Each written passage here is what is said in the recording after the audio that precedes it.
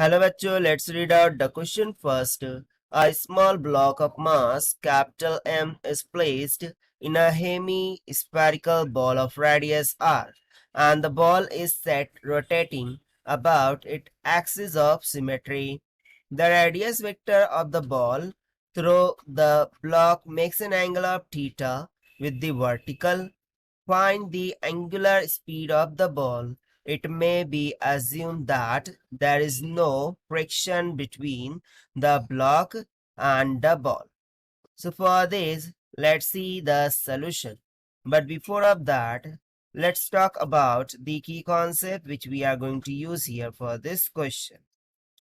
So basically, for this question, we are going to use the Newton's second law of motion.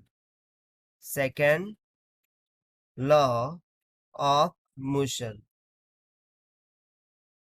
जो कि क्या बोलता है कि जो भी हॉरिजॉन्टल फोर्सेस होंगी यानी कि एक्स डायरेक्शन में और जो भी वर्टिकल फोर्सेस होंगी यानी कि वाई डायरेक्शन में, वो एक दूसरे को क्या करती है, बैलेंस करती है. And this is because of Newton's second law. Now let get started with the question. तो सबसे पहले क्वेश्चन को अंडरस्टैंड कर लेते हैं. सो लेट सपोज कि मेरे पास स्फेरिकल बॉल है, हेमी स्फेरिकल बॉल है, ठीक है. सो मैं यहाँ पर कंसिडर कर लेता हूँ कि लेट सपोज ये हेमी स्फेरिकल बॉल हो गया, ठीक है. इसमें एक ब्लॉक है जो कि इस पोजीशन पर है, जिसका मास हमें कैपिटल एम गिवन है, ठीक है. अब ये बॉल उसके सिमेट्री एक्सिस के अराउंड क्या कर रहा है, सर्कुलर मोशन कर रहा है. सो मैं मान लिया ये उसका एक्सिस है, ये उसका बॉल का सेंटर हो गया, ठीक है. अब मैं यदि ब्लॉक का इस सेंटर से डिस्टेंस मेजर करूँ, सो उसको मैं मान लेता हूँ कुछ स्मॉल आर के इक्वल, ठीक है. और देखिए यहाँ पर बोला है the radius vector of ball through the block makes an angle of theta, यानी कि ये वर्टिकल जो एक्सिस है यानी कि सिमेट्री एक्सिस, उसके साथ कितने का एंगल बना रहा है, थीटा का एंगल बना रहा है, ठीक है. तो सबसे पहले तो यहाँ पर मैं फोर्सेस रिजॉल्व करूंगा. सो यदि मैं मास ऑफ द ब्लॉक को कंसिडर करूं, सो डाउनवर्ड डायरेक्शन में एक फोर्स लग जाएंगी mg, ठीक है. अब ये जो पॉइंट है जहां पर अभी ब्लॉक है, वो पॉइंट और एक्सिस पॉइंट, ठीक है, इन दोनों के बिटवीन का डिस्टेंस देखूं तो मैं उसको मान लेता हूं कुछ r डैश के इक्वल, ठीक है. अभी हमें अकॉर्डिंग टू क्वेश्चन फाइंड क्या करना है, the angular speed of the ball, ठीक है. Angular speed of the ball calculate करना है. सो देखिए, यदि मैं ब्लॉक के लिए नॉर्मल रिएक्शन देखूं, सो वो कहाँ लग जाएगा, अपवर्ड डायरेक्शन में. अब ये अलोंग दी आर है, ठीक है, यानी कि ये टिल्टेड है, इंक्लाइंड है. सो ऑब्वियसली वर्टिकल के साथ कुछ एंगल पर होगा. सो ये एंगल भी क्या हो जाएगा यहाँ पर, थीटा, क्योंकि ये एंगल अगर थीटा है सो ये भी थीटा हो जाएगा.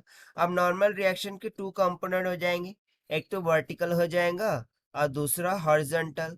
वर्टिकल क्या हो जाएगा, N cos of theta, horizontal क्या हो जाएगा, एन साइन ऑफ थीटा, ठीक है. और साथ ही साथ ये ब्लॉक जो एंगुलर स्पीड में मूव हो रहा है, सो उसके लिए अकॉर्डिंग टू न्यूटन्स लॉ, ठीक है, लेफ्ट साइड में मास इनटू एक्सेलरेशन लग जाएगा, उसको हम लिख देते हैं एम ए सी. अब जैसा कि हमने कॉन्सेप्ट में बोला है, according to Newton second law, horizontal और वर्टिकल कंपोनेंट को हम यहाँ पर बैलेंस करेंगे. सो देखिए, मुझे एन कॉस ऑफ थीटा यानी कि वर्टिकल कंपोनेंट, ये किसके इक्वल मिल जाएगा, सिंपली mg के इक्वल मिल जाएगा, राइट. सो इसको हम मान लेते हैं इक्वेशन नंबर 1. अब मैं हॉरिजॉन्टल कंपोनेंट्स को इक्वेट करूंगा, that is summation of F net is equals to the mass into acceleration, ठीक है. तो यहां से क्या मिल जाएगा, N sine of theta is equals to the mass. ना सी हियर, जो मास हमें गिवन है वो कैपिटल एम गिवन है, सो यहाँ पर हमें कैपिटल एम ही यूज करना होगा, ठीक है. सो ये हो जाएगा कैपिटल एम. ना अगर मैं acceleration in terms of angular speed लिखूं, सो वो क्या हो जाएगा, omega square into perpendicular distance. से यहाँ पर परपेंडिकुलर डिस्टेंस क्या है, आर डैश है, ठीक है। जो भी सिमेट्री एक्सिस है वहां से पार्टिकल का सॉरी ब्लॉक का डिस्टेंस कितना है, आर डैश के इक्वल। सो यहाँ पर आ जाएगा सिंपली आर डैश, राइट। इसको हम मान लेते हैं इक्वेशन नंबर 2।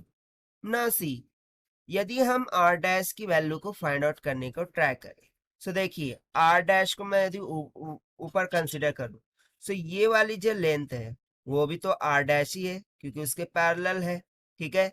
अब ये जो हमें हाइपोटेनियस दिख रहा है ये हमने आर माना है, यहाँ पर एंगल थीटा है, ये ऊपर की लेंथ आर डैश है।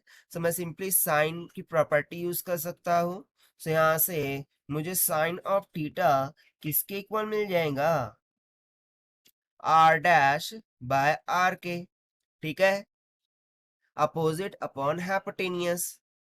से यहां से मुझे आर डैश कितना मिल गया, देखिए आर साइन ऑफ थीटा के इक्वल। इसको मान लेते हैं हम इक्वेशन नंबर 3। अब हम क्या करेंगे, जो इक्वेशन 1 एंड 2 है उसको डिवाइड कर देंगे। So on dividing equation 1 by 2, ठीक है, 1 को 2 से डिवाइड करेंगे। सो देखिए हमें क्या क्या कैंसिल हो रहा है, ये एन एन कैंसिल हो जाएगा। सिंपली क्या बच जाएगा, कॉस ऑफ थीटा, या फिर मेरे को मैं पूरा पूरा राइट डाउन करता हूँ, N cos theta by N sine of theta, this is equals to m g by m omega square into r dash, ठीक है। यहाँ पर ये कैपिटल एम ले लेते हैं, ठीक है। सो देखिए एम एम कैंसिल हो गया, एन एन कैंसिल हो गया। अब जैसे मैंने इक्वेशन 3 में लिखा था r dash is equal to r sine theta, अब उसे यहाँ सब्स्टिट्यूट कर दीजिए। सो क्या हो जाएगा, cos theta by sine theta, it will be equals to g by omega square into r sine theta. So देखिए साइन थीटा कैंसिल हो गया। मुझे क्या कैलकुलेट करना है, एंगुलर स्पीड। सो ओमेगा का square this will be equals to g by cos of theta into r हो जाएगा, taking root on both side. So finally मुझे ओमेगा कितना मिल जाएगा, under root of g by cos of theta into r के, ठीक है। और यही वो स्पीड हो जाएंगी, एंगुलर स्पीड, जिससे बॉल मूव कर रहा होगा, ठीक है। सो ये हो गया हमारा final answer for this question जो कि हमसे पूछा गया था, to find out, and this we have found by using the simple concept of Newton's second law of motion. So this is the required solution. I hope you understood it well. Best of luck. Thank you.